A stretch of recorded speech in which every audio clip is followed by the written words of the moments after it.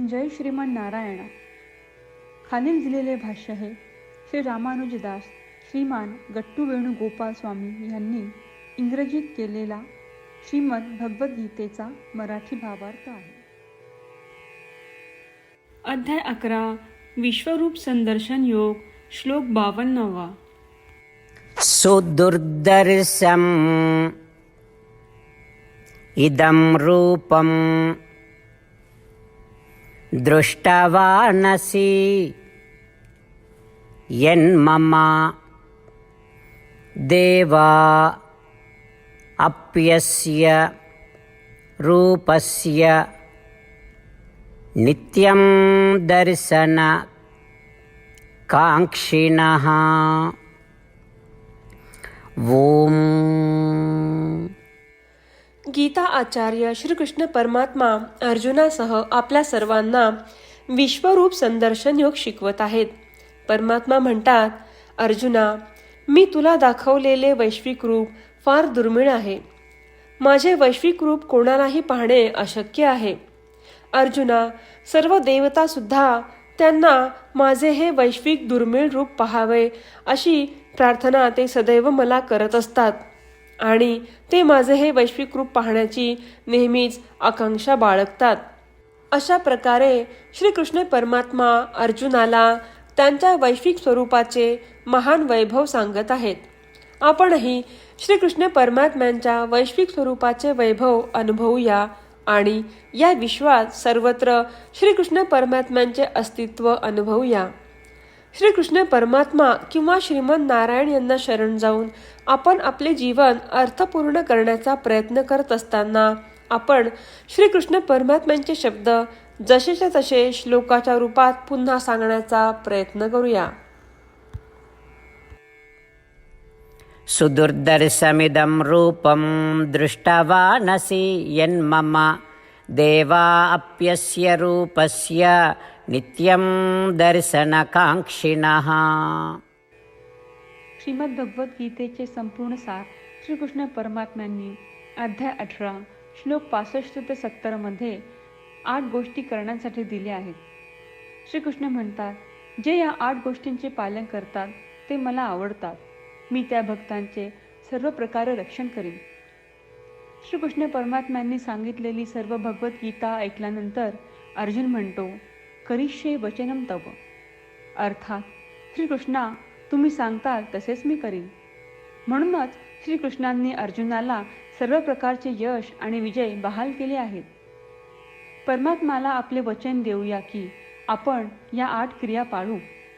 परमात्म्याला हा शब्द देण्यापेक्षा मोठी कोणतीही पूजा, तप, यज्ञ नाही.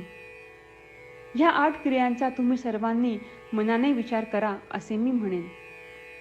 अशा प्रकारे आपण श्रीकृष्ण परमात्म्याला आपले वचन देत आहोत.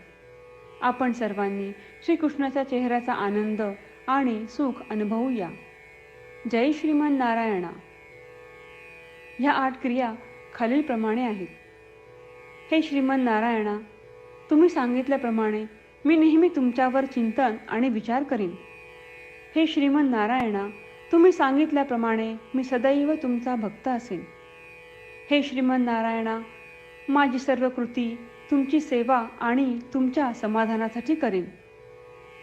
हे श्रीमान नारायणा, तुम्ही अनुसरण करायला सांगितल्याप्रमाणे मला खूप विश्वास आहे की मी तुमचा आहे आणि मी नेहमी हात जोडून तुम्हाला नमस्कार करीन आणि तुमची पूजा करीन. हे श्रीमान नारायणा, मला तुमचे शब्द आठवले. मामेकम शरणम व्रज, जे तुम्ही एकट्याला शरण जायला सांगितले आहेत. श्रीमान नारायणा, मी एकटाच तुम्हाला शरण जातो.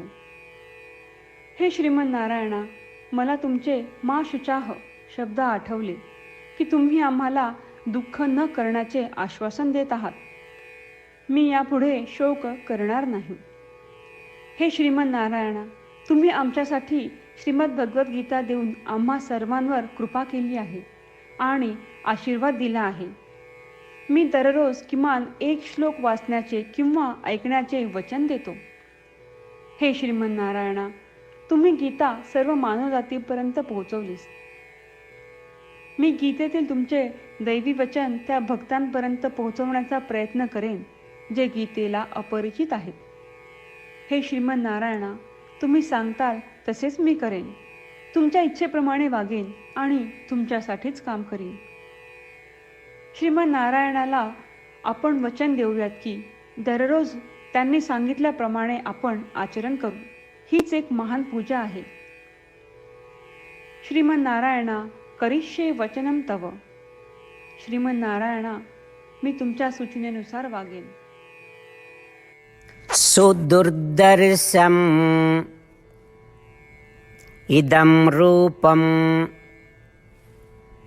दृष्टवानसि यन्मम देवा अप्यस्य रूपस्य नित्यं दर्शनकाङ्क्षिणः. ॐ सुदुर्दर्शमिदं रूपं दृष्टवानसि यन्मम देवा अप्यस्य रूपस्य नित्यं दर्शनकाङ्क्षिणः.